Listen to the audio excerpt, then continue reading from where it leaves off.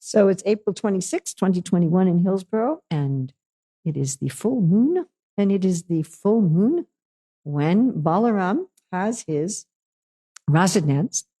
Of course, actually, the Lord's having his Rasa dance every day, right? When you read the Astakalila Leela descriptions by the Goswamis, by Krishnadas Kaviraj, etc. So every evening, Krishna has a Rasa dance. But still, in the Nimitta Leela, we can say that he has specific times for Ras Leela. So, of course, there's the autumn Ras Leela of Krishna, and this is the spring Ras Leela of Krishna, and it's also the Ras Leela of Balaram. And again, Balaram always has his Ras Leelas going on as well. So, to read a little bit from Krishna book, Krishna performs Ras Leela of two varieties, one in the autumn season and one in the spring season. And Balaram also performs Rasa dance at this time. In order to keep the gopis in Vrindavan satisfied, Lord Balaram stayed there continually for 2 months, should have been continuously, namely the months of Chaitra and Vaishakha. For those 2 months, he kept himself among the gopis, and he passed every night with them in the forest of Vrindavana in order to satisfy their desire for conjugal love. Thus, Balaram also enjoyed the Rasa dance with the gopis during those 2 months. So it's explained by Srila Prabhupada, these are not Krishna's gopis, they're different gopis. These are gopis that are particularly attracted to Lord Balaram. And we're right now studying the Nectar of Devotion in our Bhakti Shastri class, and we were just studying the verse, Anyabilasita sunyam jnana karma anavritam anukulena krishnanu shilanam bhakti uttamam. And Krishna there is explained by Rupa Goswami that the word Krishna is applicable to any incarnation or expansion of Krishna. So one can also be a devotee of Lord Balaram. And it's expected that even among the followers of Chaitanya Mahaprabhu, that there will be those who are cowherd boys who are particularly attached to Lord Balaram, and there will be those who are gopis who are particularly attached to Lord Balaram. So that's to be expected. Just like among the followers of Gaur Nitai, there are some devotees that are particularly attracted to Lord Nityananda. Right? So Lord Nityananda has his specific, they're all devotees of Lord Chaitanya, but they're specifically attracted to Lord Nityananda, or they may be specifically attracted to Advaita Acharya. And as our Acharyas explain many times, as Prabhupada explains in Nectar Devotion, we can say on the one hand that Krishna is the highest. Krishna is the avatari. Right? Krishna is to Bhagavan Swayam. At the same time, each devotee has their particular mood of attachment. And Prabhupada gives the example of Hanuman. And Hanuman knows about Krishna, but he wants to serve Lord Ram. That's his desire. And we have devotees of Chaitanya Mahaprabhu also who are attached to Ramachandra. Some of those who are attached to Ramachandra, Lord Chaitanya changed their heart to Krishna, and some he didn't. Some they said, no, I'm attached to Lord Ramachandra. So this is a very natural thing. It's not that one should think, well, this form is better, so I have to be attached to this form. It's not like that. We each have our natural inclination, which gradually becomes manifested as we engage in the process of sadhana bhakti. And it was one interesting thing in our class yesterday. We were talking about the Mangalacharana verse of the Nectar of Bhakti Rasamrita Sindhu. And many of my students were really astonished at the list of gopis that Rupa Goswami gives. They were very astonished and very confused. Why is he mentioning Pali and Taraka? Where's Indulekha? And I was saying, because Rupa Goswami is saying that Krishna is Akila Rasamrita Murti. He's the reservoir of all rasas, and therefore Rupa Goswami is listing gopis in different moods. So this was, and then of course there's all of the rasas of Vrindavan. So Balaram's Rasa Leela is particularly described in the 10th canto after Krishna and Balaram have left Vrindavan, and Balaram comes back to visit Vrindavan. So that particularly is explained, Balaram's Rasa Leela with the gopis, and then of course we have the interference of Dvidvita Gorilla in that in that pastime, and all the girls laughing at Vidvida mooning them and so forth, and the fight that they had with the trees and the rocks and the mountain peaks and their fists and all like that. And then Krishna's Rasalila in the 10th canto is only described once, only described in the autumn season. But again, this is happening all the time. And it's explained that this dancing pastimes that Krishna has with the gopis, Balarama has with the gopis, this is the topmost pastime of the Supreme Lord. This is the most intimate pastime of the Supreme Lord.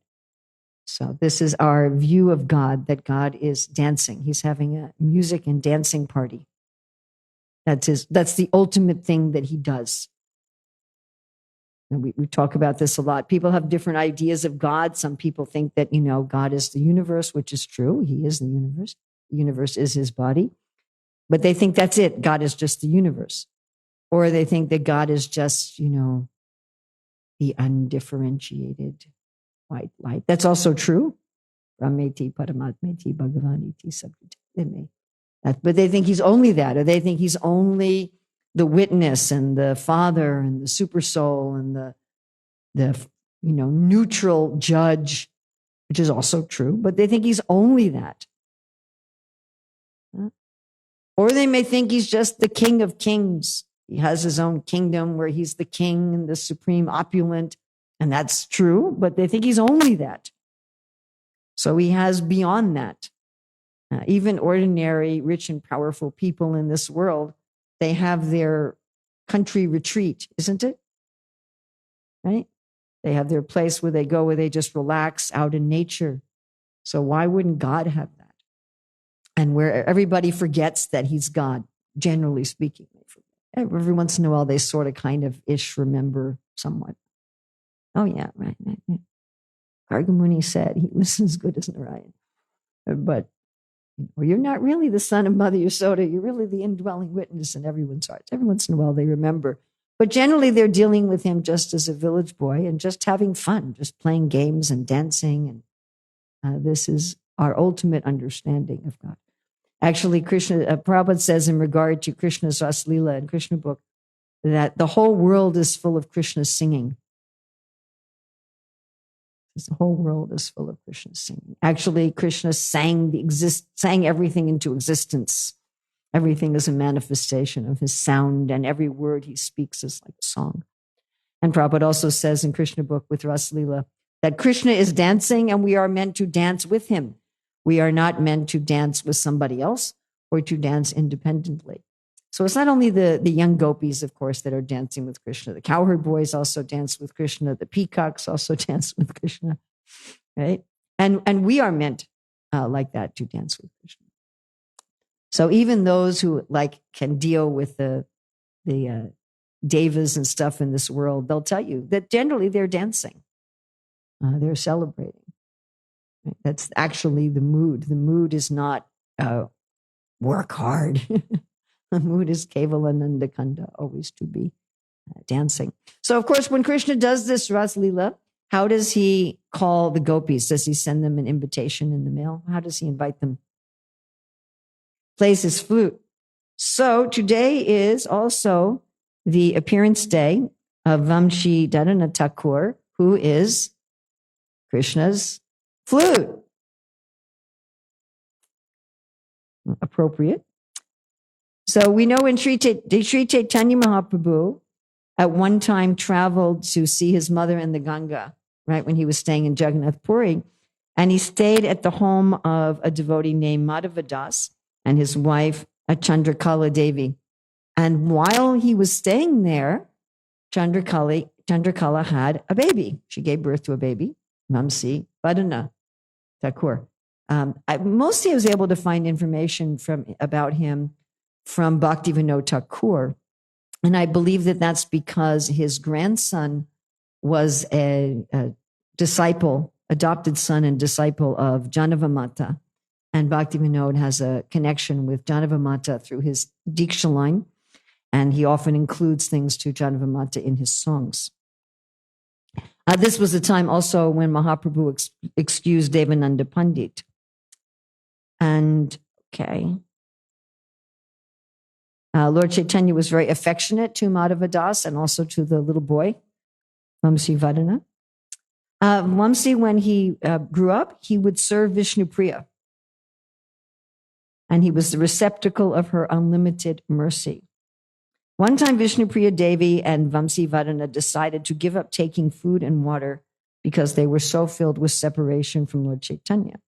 Lord Chaitanya didn't approve and manifested himself before them. He said, "Don't behave so rashly. Instead, you can worship my deity in order not to feel separation." So, of course, we know in Ram Lila, Ram was worshiping a deity of Sita. And so in Chaitanya Lila, Vishnu Priya is worshiping this deity of Lord Chaitanya along with Vamsi Vadana. So after Vishnu Priya's disappearance, Vamsi Vadana brought the deity of Mahaprabhu to Kuliagram. It's still worshipped in the present town of Navadvip, and the name of the temple and the deity is Dameshwar. It says that Vamsi Vadana's name is carved into the base of this deity. And I tried to find this, I couldn't find it. Vamsi Vadana was a poet and he composed many songs. And he composed one song about Lord Chaitanya's acceptance of sannyas based on the lamentations of Vishnupriya and Sachimata. I haven't been able to find, I tried to find it, I couldn't find it. It would be a wonderful thing to find and to sing. So today is also the appearance of Shaimananda Prabhu, who is very well known in our Sampradaya. And he appeared at Utkala. His father's name was Krishna Mandal. His mother's name was Sri Durika. And Krishna Mandal was one of the Gopas. Now, he had many children, both sons and daughters, who all died early in life. And so when he had this son, he called him Dukia. Now, why you call your kid Misery just because all your other children died? I don't know. Anyway. So even as a young child, Dukia was a very advanced devotee. And at one point, his father said to him, "You should take initiation." And the boy said, "I want to take initiation from Hridaya Chaitanya, who lives in Ambika Kalna, and his guru is Gauridas Pandit." He said, "But Lord Gaurnitai are always present in his home." And his father said, "How will you get there?" He said, "There are always people going there. I can go with him." His father thought about it for a while, and then finally he gave his permission. So this is a good parents, right? So we have, like with Raghunath Das Goswami, it was the opposite. His parents were always trying to prevent him from surrendering. So here we have parents who were facilitating. And when I told my parents I wanted to join the Hare Krishna movement, my father was completely supportive. He's like, "I'm so glad you're looking for God." He said, "I wish you could do it in Judaism, but that doesn't matter. What matters is you're looking for God." And when I went to permanently move into the ashram, he bought me a ticket. Bought me a round trip ticket. He said, "If you want to come home, you have a round trip ticket." I ended up cashing in that portion and using it to buy a sleeping bag. But my mother was the opposite. We just slept on sleeping bags on the floor without even a mat under it. Remember that? Yeah. A sleeping bag right on the floor. Even as grahastas, we did that. We had the gurukul in our house, and then we just roll up our sleeping bags and put them in the closet and put the desks up. Anyway, my mother was very opposed. So my mother was like, she was crying and she was hysterical. And, how can you do this? How can you leave your family and your tradition and your clan? To her, it was like I was giving up my American citizenship and defecting to Russia or something. That's how she perceived it. But this is the mood of the parents. They actually are very happy to see their descendants engaged in the service of the Lord. They're happy to see their descendants make that commitment. So Dukia traveled there, and when he came to the town, Hridaya Chaitanya happened to be passing by just as he was offering dandavats outside of a temple. And he said, "Who are you?" And Dukia said, "I've come to serve your lotus feet." He said, I was born in the caste of the 6 Gopas. And Hridaya Chaitanya was very pleased. And he said, from now on, you should be called Krishna Das. So he was often called Dukhi Krishna Das. The sad Krishna Das. And so Krishna Das started to do some service. And after some time, his guru gave him diksha into our sampradaya mantras. And he saw that he was very intelligent. And he said, you should go to Vrindavan and study under Jiva Goswami. So this is also very typical in our tradition, that a guru may say, well, you could go and take this class here or go study under this person. You know, it's not necessarily you have to own your students. And they, you know, we have some people who think like that. You don't let your students hear from anybody else. And so he said, no, go hear from Jiva Goswami. Of course, it ended up being a little bit of a problem with this. Okay.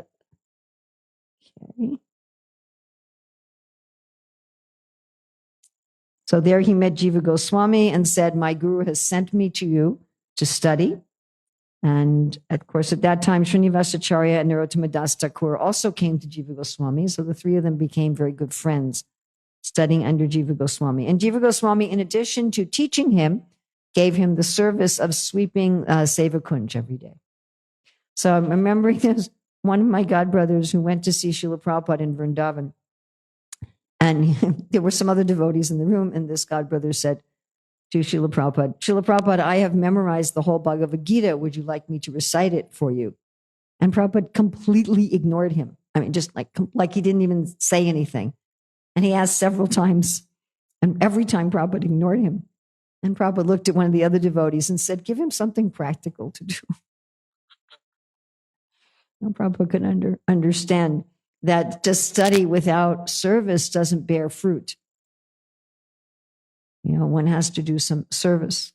Actually, this devotee, his parents were very wealthy. They were the owners or managers or editors or something of Playboy magazine. They owned millions of dollars. And soon after this, they both died in a plane crash. He inherited all the money and he gave up his spiritual life. His spiritual life. You know him. You were there in Chicago when that happened. But the idea is that, what is it? Pariprashanena sevaya. So not only should one ask questions and inquire, but one also has to do service. One also has to do service. If we don't have a mood of service, then we're not going to get realization of the absolute truth, because the absolute truth is there in service. Now, of course, memorizing the Bhagavad Gita is also service. But the concept here is that one should be willing also to do some humble service for Guru and Krishna. That should also be the mood. I remember another one of my godbrothers in Detroit. I don't know if you guys were there at this class. He said, I know I'm a Brahmana because I never do any physical work. And I'm like, I don't think that's the definition in the Shastra, that you can't do any physical work. Hare Krishna. I'll tell you later. I'm not going to say that in a recording. But just like we've had experience at the Sandipani Muni School, one of my god sisters, Yasoda, was trying to teach the teachers there how to teach. So at one point she says to them, you know, after your class, you can have the kids work with you to clean the classroom. And she was then disinvited. Said, you can't come back to the school anymore. Why? Because some of these teachers are Brahmanas. They're born in Brahmana families. And to ask them to sweep the classroom is an insult. You know, so you're not allowed to come back. What I've been told is one of the reasons for the littering problem in India is that people think that's the job of the outcast, to pick up the garbage from the street and throw it into the bin. So I'll throw my rubbish right next to the bin because I'm a higher caste person and I can't take my rubbish and move it 1 foot to put it in the bin. Somebody else has to do that. So this is not the Vaishnava mood. The Vaishnava mood is that I should be willing to do humble service, even if you're a big scholar studying under Jiva Goswami. And Krishnadas asked for this. He said, what service can I do? And so Jiva Goswami says, you can sweep Sevakunj every day. So from that time on, he did it with great pleasure. He felt that his life had become successful. So this is the way we should do all of our service. You may be right. Maharaj says he thinks it's Kanika. That may be. I will accept that what I have here is mistaken and you are correct. Okay. So I was thinking about how we should do our service also with great pleasure.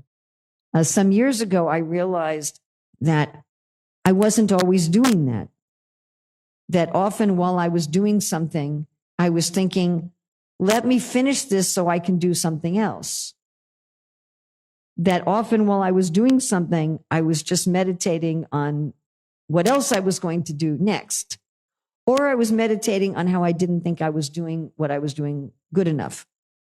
So it was like this constant feeling of irritation.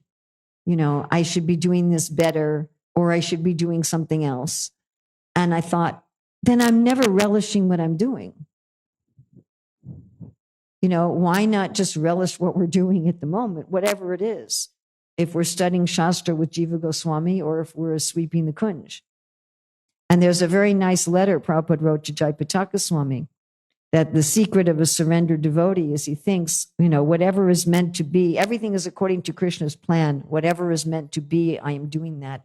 Let me do it with full attention to every detail. Let me be completely absorbed in it, never mind what it is, and all other considerations be forgotten. And for Krishna's alone pleasure is my motive. And I've taken these points, you can analyze it as 4 or 5 points, as the way of leading a happy life. That everything is according to Krishna's plan. Whatever is meant to be, I am doing that. So whatever I am doing at this moment is what Krishna wants me to do. That doesn't mean Krishna wants me to do that for the rest of my life. I don't have to sit right here for the rest of my life. You know, and maybe what I'm doing in this moment is planning to move someplace else. But what I'm doing at this moment is what I'm meant to be doing at this moment, according to Krishna's plan. Then let me pay attention to the details. Let me try to get the details right of what I'm doing right now. And then to be fully absorbed in it. Modern psychologists, sociologists call this a state of flow, which sounds very much like samadhi. That you're fully absorbed in it. And Prabhupada said, let all other considerations be forgotten. So one forgets about everything else. For Krishna's alone pleasure be my motive. That our reason for doing it is to have Krishna smile. Whatever it may be, whether it's chanting my japa, whether it's taking care of the deities, whether it's driving my car, whether it's cutting my toenails, whatever it is, you know, this is service given to me by Krishna. I'm meant to be doing this. Let me pay attention to the details. Forget about everything else. Just focus on what I'm doing at the moment and try to have Krishna smile. So this was his mood with cleaning the kunj, whatever kunj it was. And as he was sweeping the tear, he was just crying and crying in happiness and in gratitude. And sometimes he would loudly chant while he was sweeping. And sometimes he would just become stunned, remembering the Lord. Sometimes, I really like this, sometimes he'd take the broom full of dust and put it on his head. So Radha and Krishna were very pleased with him, and they decided that they were going to manifest before him. And therefore, while he was sweeping, he found an ankle bracelet. Now, is it Lalita or Vishaka who comes to him? I thought it was Lalita, yes. So at one place I found Lalita, another place it said Vishaka. Okay, so he finds this ankle bell and he thinks somebody lost it here. Let me take care of it, because he's sweeping, and as he's sweeping, it might get covered with dust. Right? Generally, if we find something lying around, what should we do with it if we don't know to whom it belongs? Try to find, or else leave it. Just leave it there. Yeah. I had a really bad experience at Gita Nagari. I went to get my clothes at night, and off the clothesline, and someone's bead bag was on the ground. And I thought, oh, it's going to get dirty. So I hung it up on the clothesline, thinking I'll get it out of the dirt. I didn't know whose bead bag it was, and it was late. Oh, the next day, Kamra, many of you know Kamra, she was frantic. She said, I dropped my bead bag outside and I looked everywhere. I had my flashlight. I'm looking all over the ground. I couldn't find it. Of course, she's not going to look up on the clothesline. And I said, oh, I put it up on the clothesline. After that, I thought, if you can't find the owner, just leave the thing, where it is. But if you're going to be sweeping, it's going to get covered. So he thought, well, I'll keep it nicely. I'm here every day. So whoever lost it will be able to come and get it from me. Right? And so then the gopis came to look for this ankle bracelet. Radharani said, I must have dropped. They went to look for it. They couldn't find it.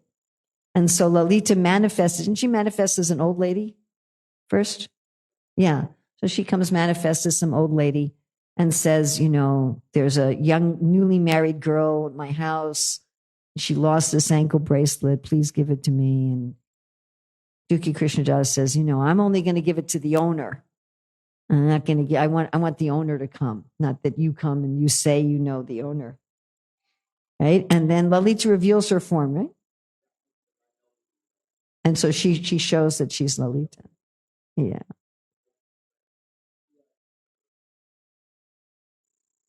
You can't see me, I'm too much.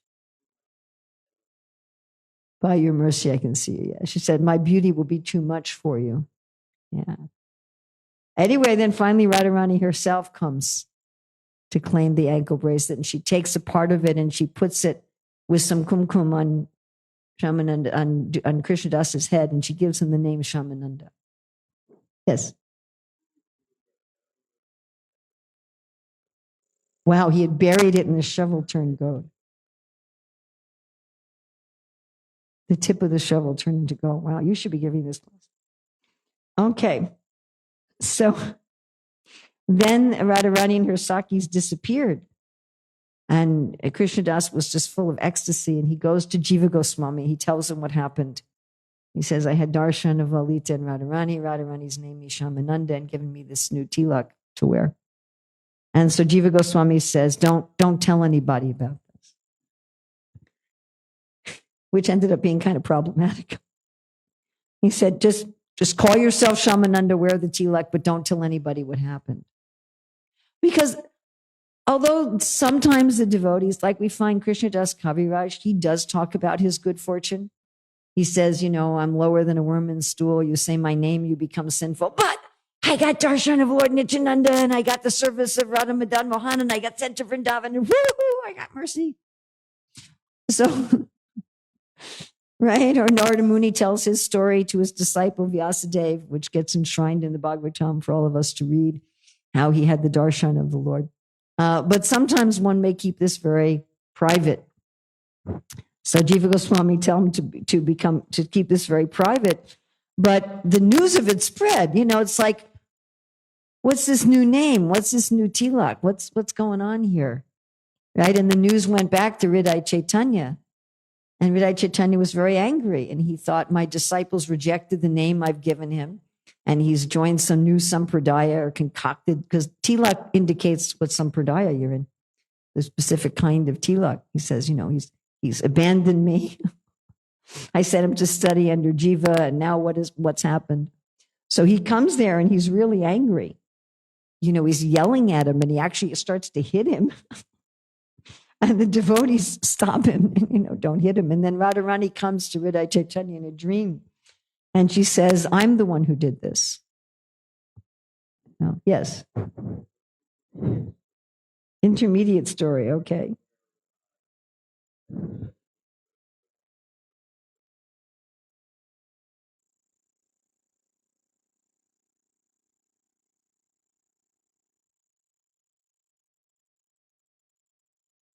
Of Hridaya Chaitanya.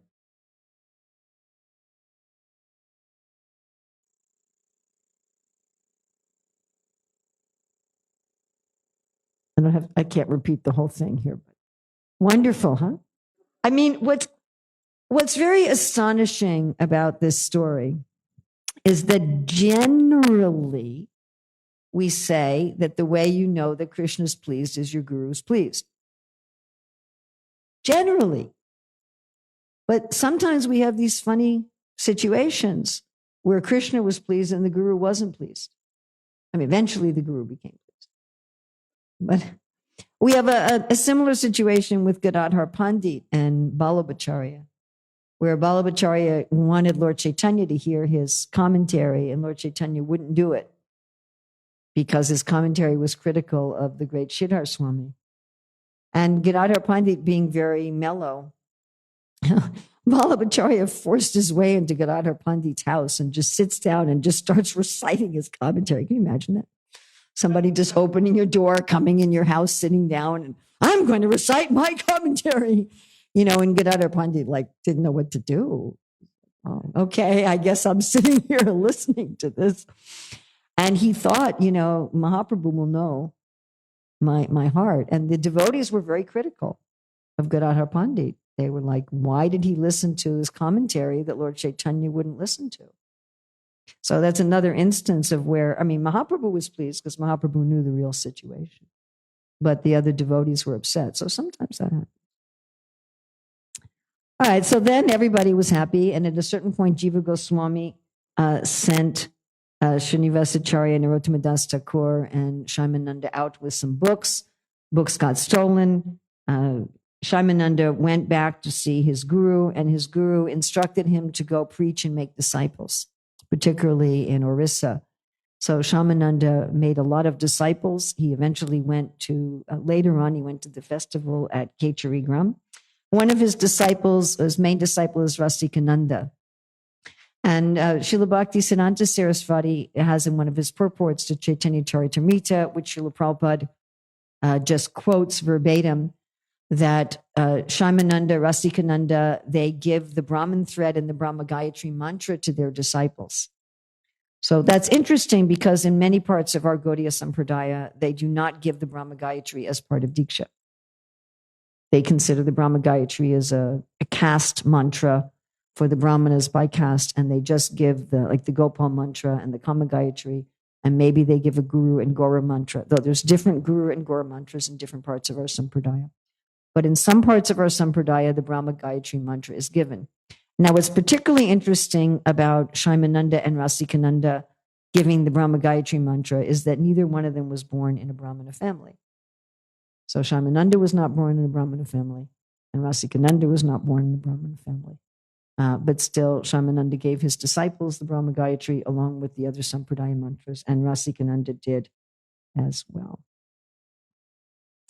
All right, there's many other things about Shaimananda, but we don't have time. So anything else anybody would like to add? Add, subtract, correct? Shaimananda Samadhis and Vimuna.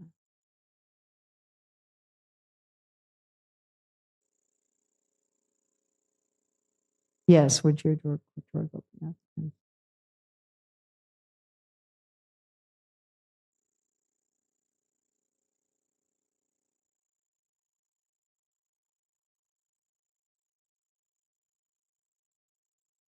That was his, he knew Orissa, and that was where he was from. So he was preaching over Orissa. It's also significant that he was making disciples, even though his spiritual master was still on the planet.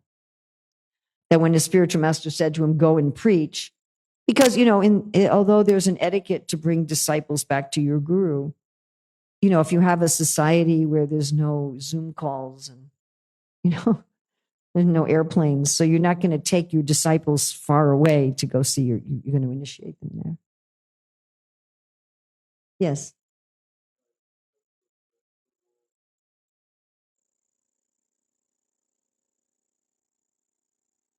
Well, Prabhupada says the world is full of Krishna singing.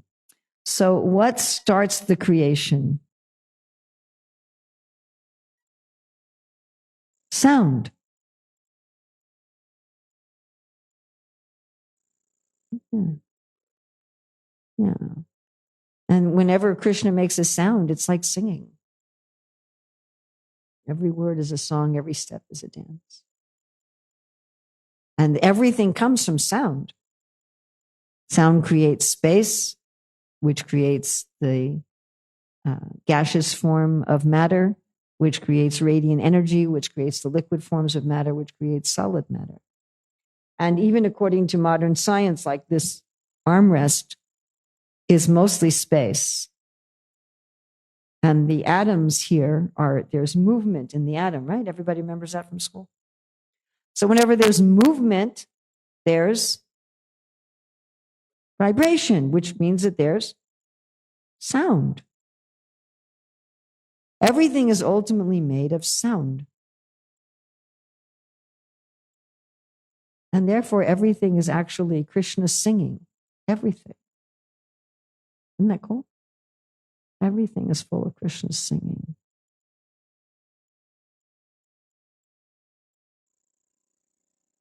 Yes.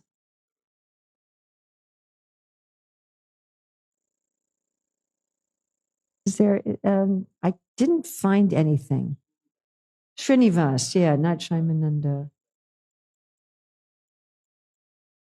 Not Shaimananda, yeah. Yeah, well, it's, yeah. He took 2 wives, Srinivas. And he initiated both of them. Yes, he initiated both of his wives. So he was their husband and their Diksha Guru. And one of his daughters became a very famous Hemalata Thakurani, very famous Diksha Guru in our line. But that's Srinivasacharya, who is Shamananda's friend. So Narottama Das Thakur, Srinivasacharya, Shamananda, they were all classroom buddies and friends. They went on traveling Sankirtan, yes, they did. They were students together, went on traveling Sankirtan. But then they went their separate ways, but they saw each other again after that.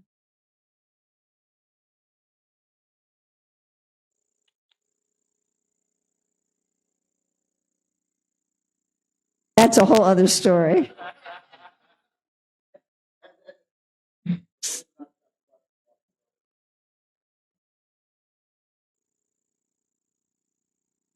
Hare Krishna. Not very well. Srila Prabhupada ki jai. Those are the sannyas stories, right?